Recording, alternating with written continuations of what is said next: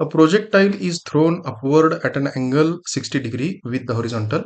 The speed of the projectile is 20 meter per second when its direction of motion is 45 degree with the horizontal. The initial speed of the projectile is meter per second. Problem मध्ये given काय काय आहे? Projectile is thrown at an angle of initial angle किती दिला त्यांनी 60 degree दिलेला आहे. At some point it is direction of motion is 45 degree. The speed of the projectile is 20 metre per second. इथं जे 20 मीटर पर सेकंद स्पीड दिलेलं आहे हे कधी आहे? ज्यावेळी डिरेक्शन ऑफ मोशन 45 डिग्री होती किंवा थिटा 45 डिग्री होता त्यावेळी. So speed at that instant म्हणजे थिटा ज्यावेळी 45 डिग्री होता त्यावेळी स्पीड किती होता? 20 मीटर पर सेकंद इतकं होतं.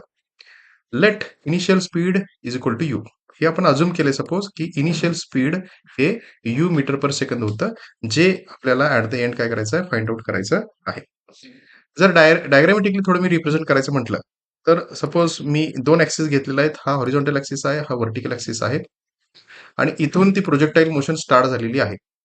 यू हे इनिशियल स्पीड आहे आणि इथं हे जे स्पीड आहे ते व्ही स्पीड आहे. कधी? ज्यावेळी थिटा 45 डिग्री अँगल होता त्यावेळी. हा इनिशियल अँगल त्यांनी किती दिलेला आहे? 60 डिग्री दिलेला आहे. तर इथला हा 60 म्हणजे काय? इनिशियल अँगल आहे आणि हा 45 डिग्री जिथं व्हिलॉसिटी 20 मीटर पर सेकंद होती. हे प्रॉब्लेम मध्ये त्यांनी गिवन दिलेलं आहे. तर आता पहिल्यांदा horizontal component of velocity is constant. म्हणजे काय? की ही प्रोजेक्टाईल मोशन जर मी कन्सिडर केली आणि इथं मी आता दोन व्हिलॉसिटी दाखवलेल्या आहेत, व्हिलॉसिटी यू आणि व्हिलॉसिटी व्ही. तर velocity you he initial velocity आहे. याचा मी आता सपोज असा कंपोनंट घेतला यू एक्स. हा हा हॉरिझॉन्टल कंपोनंट झाला आणि इथं असा कंपोनंट घेतला तो म्हणतो मी U Y. So U X हा हॉरिझॉन्टल कंपोनंट आहे, यू आय हा व्हर्टिकल कंपोनंट आहे इनिशियल व्हिलॉसिटीसाठी. आणि इथं आता ही V is equal to 20 metre per second जी व्हिलॉसिटी आहे, ज्यावेळी थिटा 45 डिग्री होता त्यावेळी मी इथं दोन कंपोनंट दाखवतोय. इथं आता जो कंपोनंट दाखवतोय हा सपोज कंपोनंट म्हणतोय मी व्ही एक्स आणि हा जो कंपोनंट आहे तो व्हर्टिकल कंपोनंट आहे V Y. So V X हा हॉरिझॉन्टल कंपोनंट आहे, व्ही वाय हा व्हर्टिकल कंपोनंट आहे.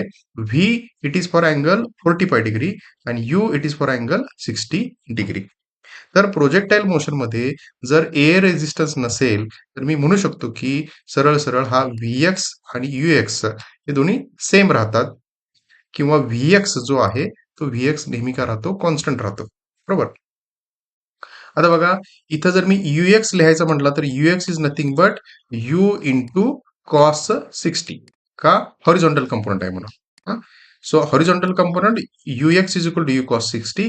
तसा यू आय काय होईल? यू साइन 60 होईल. इथं हा व्ही एक्स काय होईल? व्ही कॉस 45 आणि व्ही वाय काय होईल? व्ही साइन 45 होईल. बरोबर. सो मी लिहू शकतो की V X is equal to U cos theta म्हणजे V X U X horizontal component हा नेहमी का राहील? कॉन्स्टंट राहील. हा त्याच्यानंतर पर्टिक्युलर त्यांनी इथं आता व्हिलॉसिटी दिलेली आहे 20 मीटर पर सेकंद. आणि त्यावेळी त्याने अँगल किती दिलेला आहे? Theta is equal to 45 degree angle दिलेला आहे. म्हणजे मी या पर्टिक्युलर सपोज मी इथं ट्रिग्नॉमेट्रीचा थोडा यूज करून इथं मी असा ट्रायंगल कन्सिडर केला. इथं जो अँगल आहे हा 45 डिग्री आहे. इथं जो कंपोनंट आहे तो व्ही वाय आहे आणि इथं जो कंपोनंट आहे तो व्ही एक्स आहे. हा अँगल किती आहे? हा अँगल आहे 45 डिग्री. बरोबर. तर ह्या 45 डिग्री अँगलला जर मी ट्रिग्नोमेट्रीचा यूज केला आणि टॅन 45 घेतलं तर किती येतं? V Y divided by V x आणि टॅन 45चं उत्तर किती? 1. म्हणजे सरळ सरळ व्ही वाय आणि व्ही एक्स ज्यावेळी अँगल 45 डिग्री आहे त्यावेळी व्ही वाय आणि व्ही एक्स हे दोन्ही कंपोनंट काय असणार? सेम असणार. आणि तेच थोडं अजून थोडं पुढे जाऊन मी जर व्ही प्रोडक्ट कॅल्क्युलेट केला सरळ इथं व्ही जो आहे हा रिझल्टंट फोर्स आहे. बरोबर का? तर तो मी रिझल्टंट व्हिलॉसिटी जर कॅल्क्युलेट केली तर मी कशी लिहू शकतो? ती स्क्वेअर ऍडिशन कशाची? हॉरिझॉन्टल कंपोनंट आणि व्हर्टिकल कंपोनंट. तर स्क्वेअर रूट मध्ये V X square plus V Y square. आता बघा इथं व्ही वाय आणि व्ही एक्स सेमच आहे. कधी? टॅन 45 असताना. त्यामुळे मी व्ही कसं लिहू शकतो? V is equal to under root हा व्ही वाय आणि व्ही एक्स सपोज मी इथं पुट केला तर V is equal to under root 2 V X square येईल. म्हणजे V is equal to V X under root 2. म्हणजे टोटल स्पीड जर मला 45 डिग्री अँगलला जर कॅल्क्युलेट करायचं असेल तर तुम्ही कसं कॅल्क्युलेट शकतो? V X horizontal product V व्हिलॉसिटीचा इंटू √2. बरोबर. आता इथं मी जो व्ही कॅल्क्युलेट केलेला आहे, तो व्ही ऍक्च्युली त्यांनी प्रॉब्लेममध्ये दिलेला आहे. व्ही किती सांगितलं त्यांनी? 20 मीटर पर सेकंद. हे काय ऍक्च्युली? ही ऍक्च्युली व्हिलॉसिटी आहे. रिझल्टंट व्हिलॉसिटी त्यांनी दिलेली आहे आणि ती रिझल्टंट व्हिलॉसिटी किती सांगितली आपल्याला? 20 सांगितलेली आहे आणि ही व्ही हा म्हणजेच काय? हा 20 आहे. बरोबर. So 20 is equal to Vx into √2 असं मी लिहू शकतो. त्यामुळं इथं जर मी Vx कॅल्क्युलेट केला तर तो किती येईल? 10√2 इतका येईल. म्हणजे इथं जो येणारा हा जो काही कंपोनंट आहे, Vx कंपोनंट जो आहे, हा Vx कंपोनंटचं मॅग्निट्यूड किती असेल? 10√2 असेल. बरोबर.